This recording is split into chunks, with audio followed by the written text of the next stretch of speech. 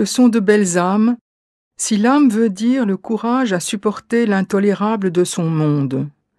C'est à leur manière d'y faire tête que les amis se reconnaissent, disait Lacan. Ainsi les ai-je toutes trois choisies, ce sont des amies.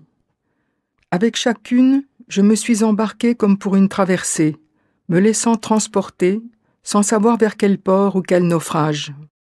J'ai connu avec elles de grands bonheurs, mais aussi d'amères déceptions et des chagrins sans consolation. De Madame Guyon, je devins inconditionnel, enthousiasmé jusqu'au bout par le génie qu'elle déploya dans l'invention d'une autre possibilité de vie. La vie parfaite, pas moins. Jeanne Guyon, heureuse envers et contre tout, traversant les tribulations, telle une salamandre. Phénix, renée de la nuit obscure, définitivement inoxydable.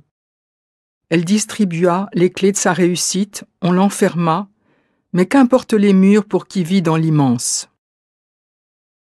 Si Guyon arriva à bon port, au havre de la paix Dieu qu'elle ne quitta plus jamais, je découvris avec peine le naufrage de Simone Veil.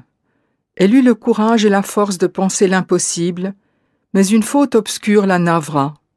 Peut-être ne sut-elle pas à temps quitter père et mère, comme il est écrit qu'on doit faire. Eti Ilsum connut quant à elle une courbe parfaite, comme une flèche dont l'arc s'appelle vie, selon la parole grecque d'Héraclite. Mûrie si vite, au terrible soleil de la mort annoncée, pleinement épanouie cependant dans son improbable bonheur. L'horreur du temps lui fut comme une nuit obscure traversée en éclairs. Que la mort réelle fût au bout n'infirme rien, n'objecte rien. Toutes trois eurent cet instinct d'approbation dont parle Nietzsche. Elles savaient que la vie parfaite, c'est maintenant, que la béatitude est un état du cœur et non pas une chose promise pour demain lorsqu'on rasera gratis. C'est une disposition de l'esprit qui se tourne vers le réel. La vie parfaite, c'est le réel, chacune le dit à sa manière. Grandes affirmatrices. Elles savent dire oui à ce qui est, avec enthousiasme, même à la douleur, même à l'horreur.